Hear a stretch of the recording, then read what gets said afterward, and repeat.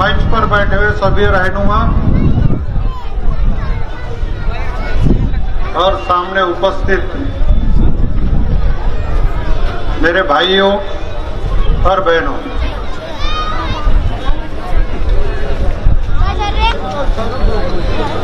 आप सभी को एक प्रश्न पड़ा हुआ होगा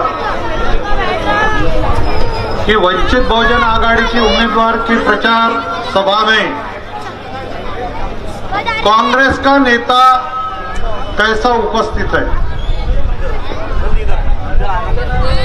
भाइयों, मैंने कुछ वंचित पार्टी में प्रवेश नहीं लिया है। मैं इस मंच पर इसलिए आया हूं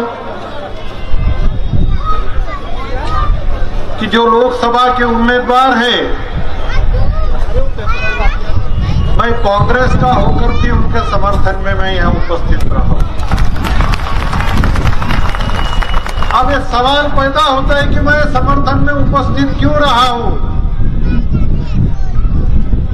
क्योंकि जो महाराष्ट्र में आघाड़ी बनने वाली थी महाविकास आघाड़ी के साथ, वो वंचित के बिना पूरी नहीं हो सकती है। और आघाड़ी बनाना है और सरकार बनाना है तो बाबा साहेब आंबेडकर को साथ लिए बगैर वो आघाड़ी पूरी नहीं हो सकती। और इस आघाड़ी में बिगाड़ी करने वाले अगर खलनायक की भूमिका अगर किसने निभाई है तो हमारे महाराष्ट्र प्रदेश कांग्रेस कमेटी के अध्यक्ष, प्रदेशाध्यक्ष नाना पटोले ने बजाई है। और ये नाना पटोले ये कांग्रेस ही नहीं है, ये भाजपा ही है। भाजपा वालों ने उसको कांग्रेस में भेजा। और जो महाराष्ट्र में आघाड़ी बनने वाली है वो आघाड़ी कैसी नहीं बने, ये जिम्मेदारी उनको सौंपी है। जो यहां से उम्मीदवार दिया गया है उसकी पार्श्वभूमि अगर हम देखते हैं तो उनके पिताजी विश्व हिंदू परिषद के विदर्भ प्रांताध्यक्ष थे। और जो अभी कांग्रेस ने उम्मीदवार दिया वो खुद भी अपने सोशल मीडिया पर, व्हाट्सएप पर, फेसबुक पर उन्होंने अपनी भूमिका बार बार दोहराई है और बताया है कि मैं आरएसएस का हूं। और कुछ दिन पहले की बात है, स्वराज्य भवन में जब पार्टी की मीटिंग चल रही थी कांग्रेस की, उस मीटिंग में उन्होंने जो कांग्रेस पार्टी के लिए जो अपशब्द कहे वो हम कह भी नहीं सकते हैं। जिस पार्टी में आप 4 साल पहले आए हो, किसी मकसद के साथ आए हो, उस पार्टी की विचारधारा को लेकर आप आए नहीं हैं, तो कोई मकसद हथियाने के लिए आए हो। तो आप कहते हो पार्टी के मीटिंग के अंदर कि भोग में गई कांग्रेस पार्टी, और उस मीटिंग में से निकलने के बाद आप कहते हो आप बंदूक निकालते हो। मुझे ये बताओ, जो पार्टी के प्रति ये भावना रखता है, अभी चुनाव प्रचार होने के बाद उन्होंने बताया कि वो सब बातें मेरा भूतकाल था, आरएसएस का मैं था, विश्व हिंदू परिषद का था, लेकिन अभी मैं कांग्रेस हूं, मैं वो सब बातें भूल गया हूं। इंसान अगर कितनी भी भूलने की कोशिश करे, अपने अतीत को भूल नहीं सकता। और वही उन्होंने कुछ महीने पहले अकोला जिले के पार्टी मीटिंग के अंदर, स्वराज्य भवन के अंदर दिखाया है। और वो वीडियो सब तरफ वायरल हुआ। उसके प्रति हमारे आदरणीय नेता राहुल गांधी भी नाराज है। पार्टी अध्यक्ष मल्लिकार्जुन खड़गे भी नाराज है और उनको उम्मीदवारी देने के प्रति भी उनकी सहानुभूति नहीं थी।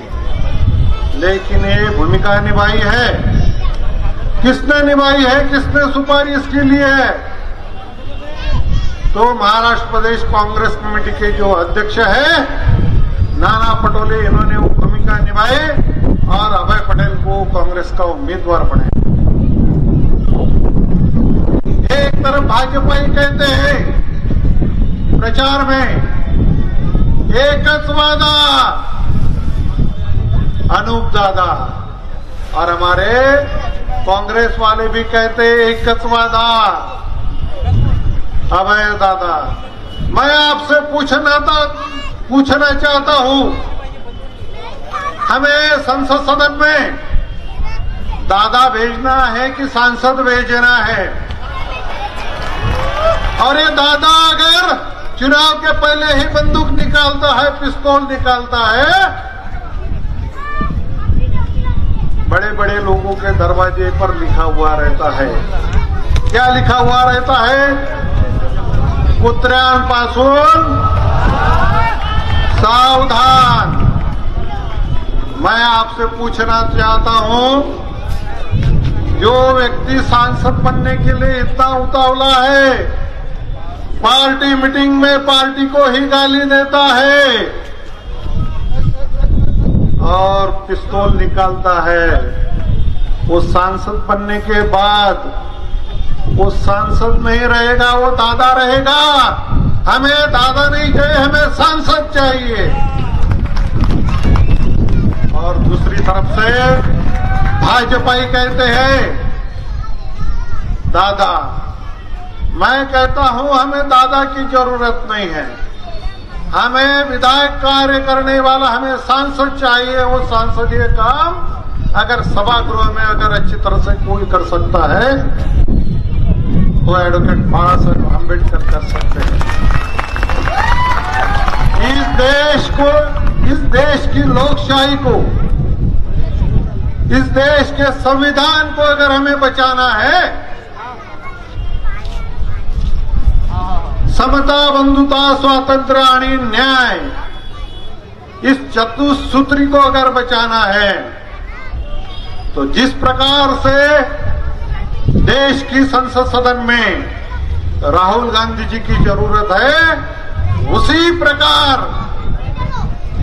उस सदन में दलितों का, पीड़ितों का, शोषितों का, वंचितों का, बहुजनों का और आप अल्पसंख्यकों का नेतृत्व करने वाले एडवोकेट बाला साहेब अम्बेडकर भी बहुत जरूरी है।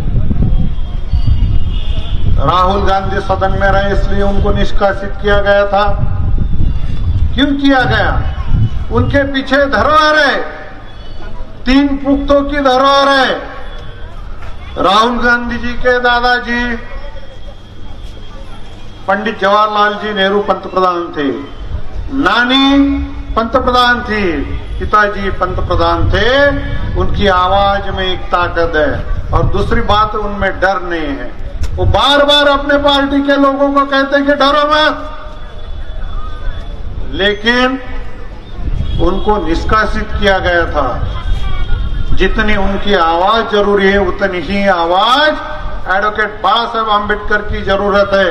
यही हमारा नेतृत्व कर सकते हैं और हमें किसी के बुलावे में नहीं जाना है। आने वाली 26 तारीख को जो प्रेशर कुकर में अगर हमें दाल गलाना है, काले खान पठान दाल गलाना है तो क्या करना पड़ता है? वो प्रेशर कुकर को गैस पर रखना पड़ता है, पकाना पड़ता है, तब वो दाल गलती है। उसी प्रकार आने वाले 26 तारीख को हम सबको गिला शिकवा सब भूलकर हिंदू हो, बौद्ध हो, मुसलमान, बाळासाहेब आंबेडकरांनी 10 निवडणुका लढल्यात। ही 11वी निवडणूक आहे। या जिल्ह्यामध्ये जो सामाजिक भाईचारा ठेवण्याचं काम बाळासाहेब आंबेडकरांनी केलं ते मला वाटते या जिल्ह्यात कोणत्याही नेत्यांनी केलं नाही। म्हणून आपल्या सर्वांचं कर्तव्य ठरते एकदा आपल्याला बाळासाहेबांना कुठल्याही परिस्थितीत लोकसभेत निवडून पाठवायचं है। हमारे सामने बहुत चुनौतियां हैं, इसलिए मैं एक शेर कहूंगा, इरादे